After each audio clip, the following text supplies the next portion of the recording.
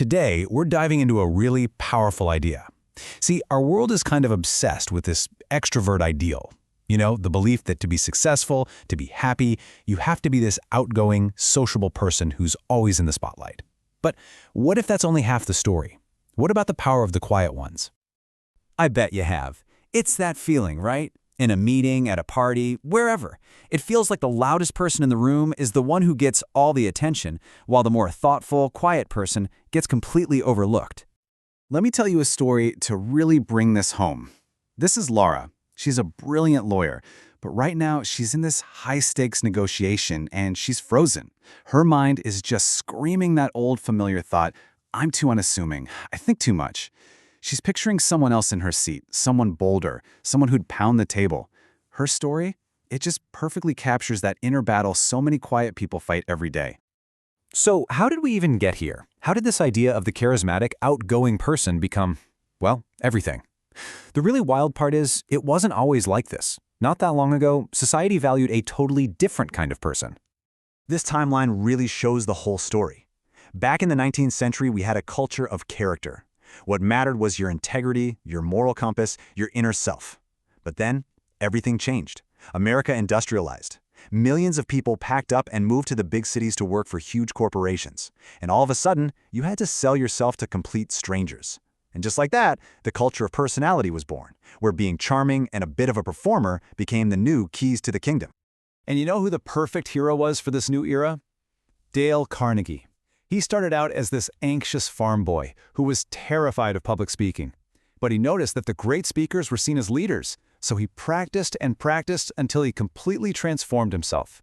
He took his methods on the road, teaching everybody how to win friends and influence people, and boom, his classes were a sensation.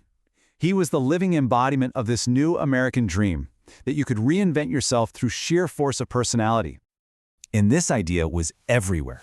I mean, just look at this soap ad from 1922. It's not selling soap, it's selling confidence.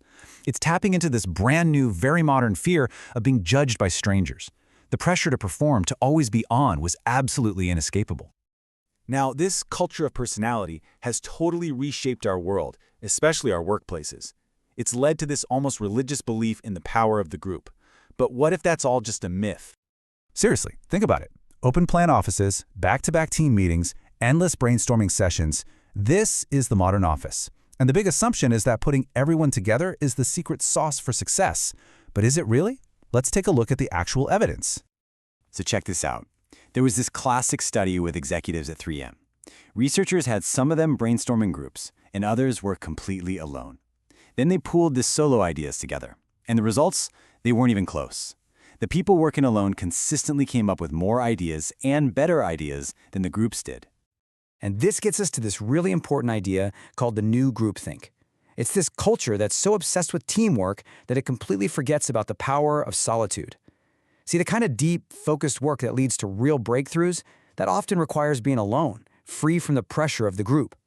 Even Kafka said that to write, you can never be alone enough. So, if jamming everyone into a room together isn't always the answer, what is? Well, the answer lies in tapping into the unique and often totally overlooked strengths that more introverted people bring to the table. I mean, a perfect example is Steve Wozniak, the co-founder of Apple. He wasn't some flashy showman. He was this quiet, serious engineer who was obsessed with electronics his whole life. And he built the first Apple computer by tinkering away, mostly by himself, in a garage. See, innovation doesn't always happen in a brainstorming session. Sometimes it comes from one single, focused mind. And Wozniak's story just perfectly highlights the strengths you see in a lot of introverts. They often have this incredible persistence and focus. They're diligent, they're conscientious, they tend to take smart, calculated risks instead of reckless ones. And they are often amazing listeners who care way more about the substance of an idea than how flashy it sounds. And this is so fascinating. Our whole bias towards talkativeness, it's really just a cultural thing. Look at the difference here. A Western proverb says speech is the most powerful thing, but an Eastern proverb says the exact opposite, that true wisdom is often quiet. It's such a powerful reminder that there are many, equally valid ways to be in this world. Okay, so we get the problem, and we see the hidden strengths. But the big question is, how can introverts actually thrive in a world that doesn't always play to those strengths? Well, the key isn't to try and become someone you're not. It's about being yourself, just more strategically. And this leads to an amazing idea from psychologist Brian Little called free trait theory. The concept is actually pretty simple. We're born with certain traits, right? But we can choose to act out of character when it's for something we're deeply passionate about, what he calls our core personal projects. So an introvert can absolutely give a fiery, passionate speech for a cause they believe in, even if it totally drains them. Now, at first, that might sound like it goes against that old advice, to thine own self be true. But free trait theory actually adds a new layer to it. You're not being fake. You're being true to your passions, to your goals. You're stretching your personality for something you love, and honestly, what's more authentic than that? But here is the really crucial part. Acting out of character takes a ton of energy. That's why you have to find what's called a restorative niche. It's a place or a time where you can go to recharge and just be yourself. It's a three-step process. First, figure out what those core projects are for you. Second, learn to recognize when you're feeling drained from being on. And third, you have to intentionally schedule time and find spaces for solitude to recover. It's all about balance. You know, when you get right down to it, this isn't about introverts versus extroverts. It's about building a world that actually values and uses the strengths of both. Because when we only listen to the loudest voices in the room, we put everyone at risk. The 2008 financial crisis is such a terrifying example of this. For years, the culture on Wall Street rewarded the aggressive risk takers. One insider even said that anyone who urged caution was just seen as wrong and got passed over for promotions. You had a superstar rainmaker on one side and an introverted nerd warning of total collapse on the other. Who do you think they listened to? We all paid the price when the quiet ones were ignored. And that just leaves us with this really beautiful thought from Mark Twain. A man gets to heaven, and he's looking for the world's greatest general. St. Peter points to a guy who was just a humble shoemaker back on earth.